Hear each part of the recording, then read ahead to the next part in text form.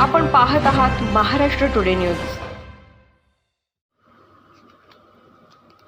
निलंगा लातूर। निलंगा तालुक्यातील उस्तुरी येथे घरफोडीच्या गुन्ह्यातील आरोपीचा शोध घेत असताना आरोपीने पोलिसांवर शस्त्राने हल्ला केला। यात एक होमगार्ड गंभीर जखमी झाल्याची घटना घडली आहे।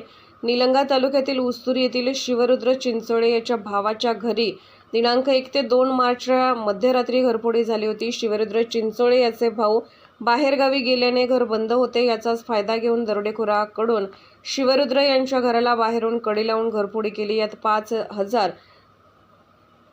5 ग्रॅमचे झुमके, 5 ग्रॅमची अंगठी, रोख रक्कम 19,000 रुपये असा ऐवज चोरीस केला होता। याची फिर्याद कासार शिर्शी येथील पोलीस ठाण्यात दिल्यावरून अज्ञात आरोपी विरोधात गुन्हा रजिस्टर नंबर 6924457380 प्रमाणे गुन्हा नोंदवण्यात आला होता।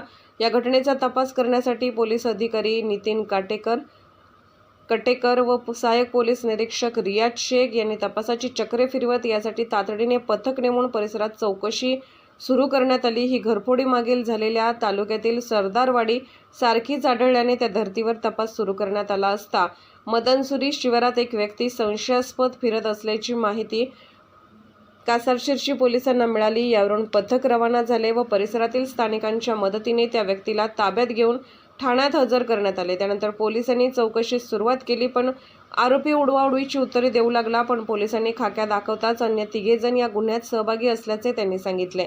यानंतर पोलिसांनी अधिक तपास करून त्या अनुषंगाने पोलीस उपनिरीक्षक Sadanand Bhujbal, police Dnyanoba Shirsat, police Kishor Tapse, home guard Ashok Chavan या पोलीस पथकाने तपास सुरू केला असता ते संशयित दादगी शिवारात असल्याचा सुगावा लागला। रात्री 2च्या सुमारास एका दुचाकीवर 3 जण निघाले असल्याचे पोलिसांना दिसून आले, पण पोलिसांचा सुगावा लागताच 3 आरोपी दुचाकीवरून पळून जाऊ लागले आणि पोलिसांकडून पाठलाग सुरू असतानाच आरोपीने पोलीस ज्ञानोबा शिरसाट यांच्यावर धारदार शस्त्राने हल्ला केला। यात शिरसाट यांनी तो वार चुकवला। होमगार्ड अशोक चव्हाण हे त्या व्यक्तीला पकडण्यासाठी पुढे होत सरसावले असता तुला जिवंत ठेवत नाही, मारून टाकतो असे म्हणत वार करण्यास सुरुवात केली, पण अशोक चव्हाण यांनीही वार चुकवला, परंतु 2 वार छातीवर, 1 वार त्यांच्या कानावर झाला। यात ते गंभीर जखमी झाले।